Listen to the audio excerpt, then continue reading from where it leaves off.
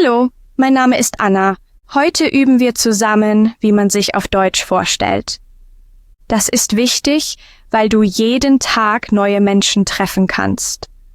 Wenn du dich gut vorstellen kannst, fühlst du dich sicherer und machst einen guten Eindruck. Wenn man jemanden neu trifft, ist man oft nervös.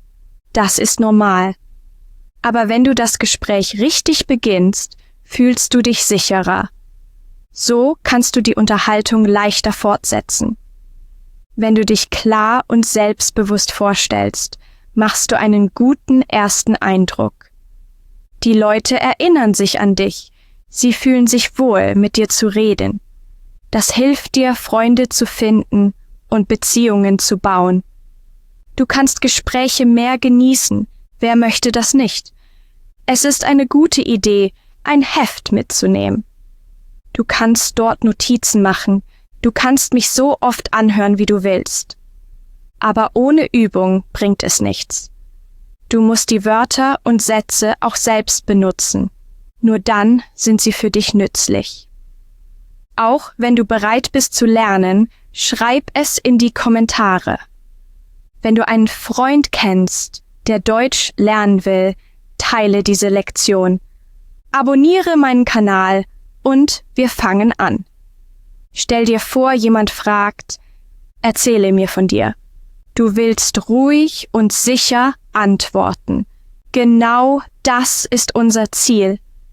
Wir wollen diese Frage einfach und richtig beantworten. Es gibt viele Situationen, wo du dich vorstellen musst. Manche sind formell, wie ein Bewerbungsgespräch. Andere sind locker, wie auf einer Feier. Es ist wichtig zu wissen, wann man welche Form nutzt. Eine gute Vorstellung hängt immer von der Situation ab. Manchmal ist es sinnvoll, über deine Arbeit zu sprechen. Aber auf einer Party ist das nicht so interessant. Den Kontext zu verstehen ist also wichtig. Fangen wir mit den Grundlagen an. Wie stellt man sich vor? Wir beginnen mit dem Namen. Du kannst sagen, ich heiße Sophie oder ich bin Sophie oder mein Name ist Sophie. Die erste Möglichkeit ist die häufigste und natürlichste. Die zweite ist sehr einfach. Und die dritte ist auch möglich, aber etwas formeller. Wenn du einen Spitznamen hast, kannst du sagen, ich heiße Beatrice, aber meine Freunde nennen mich Bea. Oder mein Name ist Fabian, aber du kannst mich Fabi nennen. Das ist nützlich, wenn dein Name schwer ist. Jetzt, wo wir den Namen gesagt haben, kommt etwas Persönliches. Wir können sagen, woher wir kommen. Zum Beispiel, ich komme aus Deutschland. Ich bin Deutsche. Ich wohne in Berlin. Wenn du aus einem anderen Land kommst, änderst du einfach den Namen. Zum Beispiel, ich komme aus Kanada. Ich bin Kanadier. Ich wohne in Montreal. Einfach, oder? Jetzt sprechen wir darüber, was wir machen. Du kannst sagen, ich bin Student. Ich arbeite als Lehrer. Ich bin Ingenieur. Wenn du nicht arbeitest, kannst du sagen, ich arbeite im Moment nicht. Ich suche Arbeit.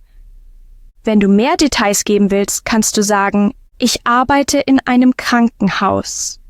Oder ich arbeite in einer Technikfirma.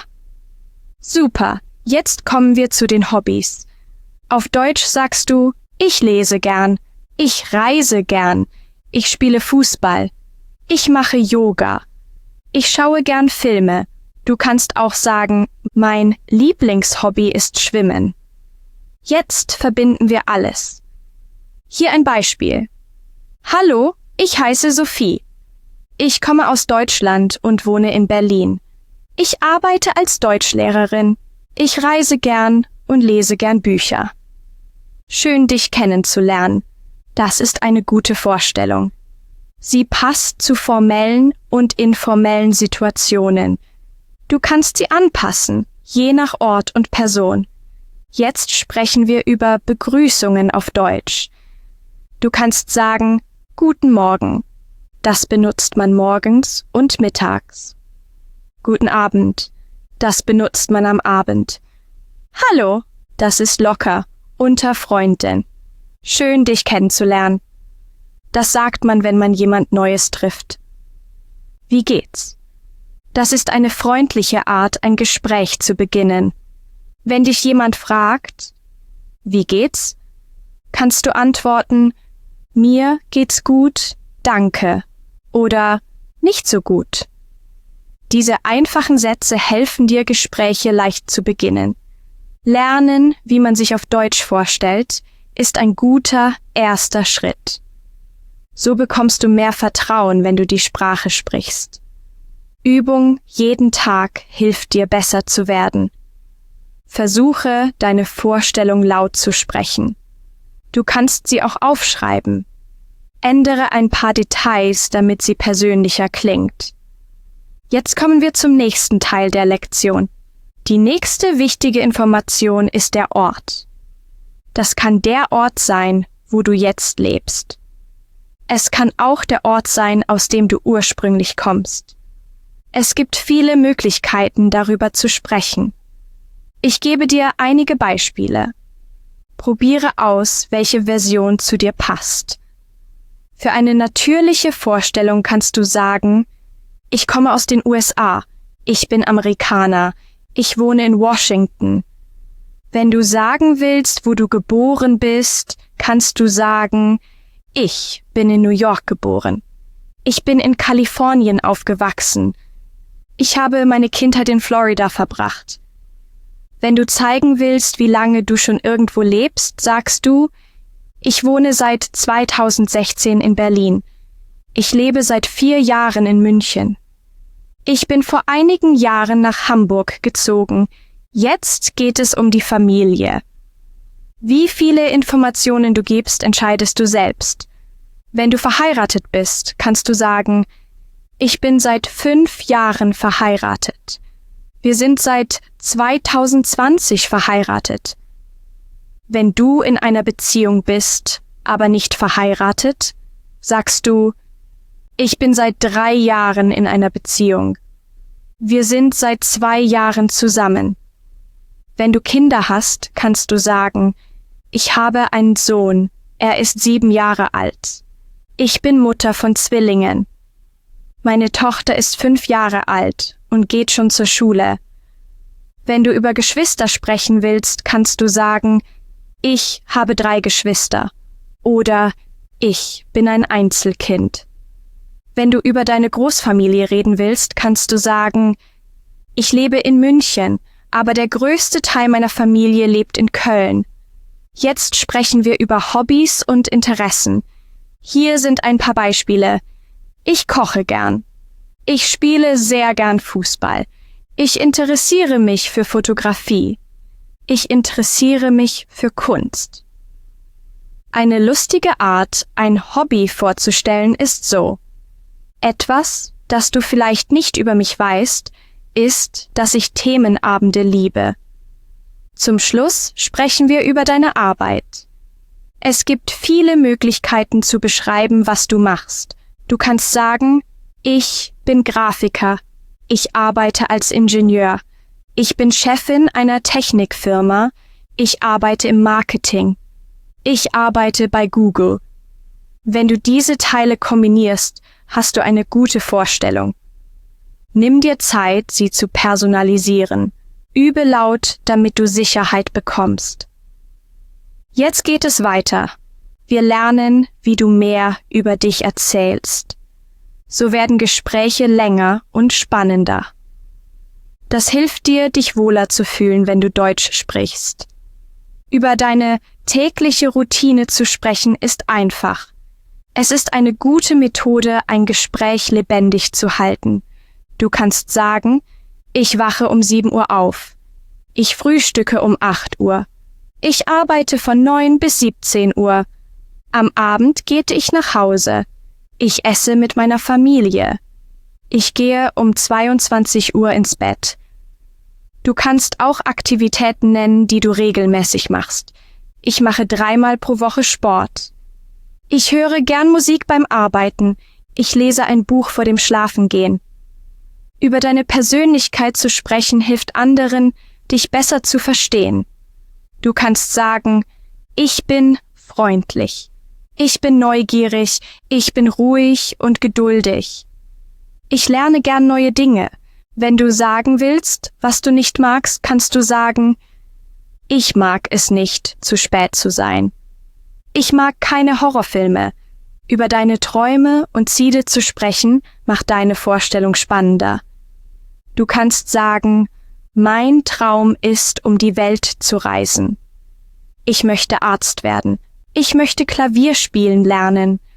Mein Ziel ist, mein Deutsch zu verbessern. Du kannst auch erzählen, warum du Deutsch lernst. Zum Beispiel, ich lerne Deutsch, weil ich die Kultur liebe. Ich will Deutsch sprechen, um in Deutschland zu reisen. Ich studiere Deutsch für meine Arbeit. Um ein Gespräch zu halten, ist es gut, Fragen zu stellen. Das zeigt dein Interesse. Du kannst fragen, wie heißt du? Woher kommst du? Wo wohnst du? Was machst du im Leben? Welche Hobbys hast du? Was machst du gern in deiner Freizeit? Wenn jemand antwortet, kannst du reagieren. Du kannst sagen, das ist interessant. Ich mag das auch. Das ist toll. Eine weitere Möglichkeit, über dich zu sprechen, ist über deine Vorlieben. Du kannst sagen, mein Lieblingsfilm ist, meine Lieblingsfarbe ist blau. Ich liebe italienisches Essen. Mein Lieblingsbuch heißt. Manchmal macht ein lustiger Fakt deine Vorstellung unvergesslich. Du kannst sagen, ich habe 10 verschiedene Länder besucht. Ich spreche 3 Sprachen. Ich sammle gern Briefmarken. Ich mag keinen Kaffee, obwohl ihn alle um mich herum lieben. Übung macht den Meister. Jetzt, da wir viele Möglichkeiten zum Sprechen über dich kennen, üben wir, alles zusammenzusetzen. Ein Beispiel. Hallo, ich heiße Sophie. Ich komme aus Deutschland und wohne in Berlin. Ich arbeite als Deutschlehrerin. Ich reise gern, lese gern Bücher und mache Yoga. Ich bin neugierig und liebe es, neue Dinge zu lernen. Mein Traum ist, Japan zu besuchen. Und du, wie heißt du? Woher kommst du? Willkommen im letzten Teil unserer Lektion zum Thema, wie man sich auf Deutsch vorstellt. In Teil 1 haben wir die Grundlagen gelernt. Das waren dein Name, deine Herkunft, deine Arbeit und deine Hobbys. In Teil 2 haben wir über deine tägliche Routine, deine Persönlichkeit, deine Träume und deine Ziele gesprochen. Jetzt, in Teil 3, gehen wir noch weiter. Wir lernen, über deine Erfahrungen zu sprechen, kleine Geschichten zu erzählen und vergangene Ereignisse zu beschreiben. Das hilft dir, spannende Gespräche zu führen und dich besser mit anderen zu verbinden. Über vergangene Erfahrungen zu sprechen ist sehr nützlich. Du kannst von Reisen erzählen. Du kannst auch von Ereignissen berichten, die du besucht hast. Oder du sprichst über besondere Erinnerungen. Einfache Sätze sind: Letztes Jahr bin ich nach Spanien gereist. Letzten Monat war ich auf einem tollen Konzert. Als Kind habe ich gern Fußball gespielt. Ich habe schon den Kölner Dom besucht. Du kannst auch Details hinzufügen, um deine Geschichten spannender zu machen. Du kannst sagen, es war sehr lustig, weil ich Menschen aus der ganzen Welt getroffen habe. Am Anfang war ich nervös, aber dann wurde ich sicher. Eine andere Möglichkeit ist, kleine Geschichten zu erzählen. Dabei hilft eine einfache Struktur. Erzähle, was passiert ist. Erzähle, wann es passiert ist. Erzähle, wie du dich gefühlt hast. Ein Beispiel.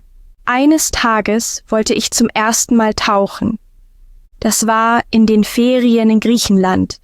Am Anfang hatte ich Angst. Ich war noch nie so tief unter Wasser. Aber der Lehrer war freundlich. Er hat mir geholfen. Am Ende habe ich es geliebt. Ich habe bunte Fische gesehen. Ich habe schöne Korallen gesehen. Es war unglaublich. Auch vergangene Ereignisse kannst du beschreiben. Du kannst sagen, vor 2 Jahren habe ich begonnen, Deutsch zu lernen. Letzte Woche habe ich einen sehr interessanten Film gesehen. Ich habe meinen besten Freund an der Universität getroffen. Du kannst auch Gefühle beschreiben. Du kannst sagen, ich war sehr glücklich, weil ich meine Prüfung geschafft habe. Ich war überrascht von der Schönheit der Stadt. Nach einer Geschichte kannst du auch sagen, was du gelernt hast. Das macht deine Erzählung spannender. Du kannst sagen, diese Erfahrung hat mir gezeigt, keine Angst vor Neuem zu haben. Ich habe die Bedeutung von Geduld verstanden. Um ein Gespräch lebendig zu halten, kannst du nach den Erfahrungen der anderen fragen. Du kannst sagen, bist du schon im Ausland gewesen? Was ist deine schönste Kindheitserinnerung? Hast du schon einmal eine Extremsportart probiert? Jetzt bist du dran. Versuche deine eigene kleine Geschichte zu machen. Fang mit einem einfachen Ereignis an. Füge ein paar Details hinzu. Erzähle, wie du dich gefühlt hast. Teile deine Geschichte mit einem Freund oder schreibe sie in die Kommentare. Hier ein Beispiel zum Üben. Hallo, ich heiße Sophie. Ich komme aus Deutschland. Letztes Jahr bin ich mit meinen Freunden nach Italien gereist. Wir haben Rom besucht. Wir haben Florenz besucht. Ich habe das italienische Essen geliebt, besonders die Pizza und das Eis. Es war eine unvergessliche Erfahrung. Und du, warst du schon in Italien? Herzlichen Glückwunsch, du hast alle 3 Teile dieser Lektion geschafft. Du hast gelernt, dich vorzustellen. Du hast gelernt, über dein tägliches Leben zu sprechen. Du hast gelernt, persönliche Geschichten auf Deutsch zu teilen. Übe weiter und du wirst sicherer und flüssiger. Wenn dir diese Lektion gefallen hat, vergiss nicht zu liken. Vergiss nicht zu kommentieren. Vergiss nicht zu abonnieren. Teile deine Geschichte in den Kommentaren. Ich freue mich, sie zu lesen. Danke, dass du mit mir gelernt hast. Auf Wiedersehen und bis bald.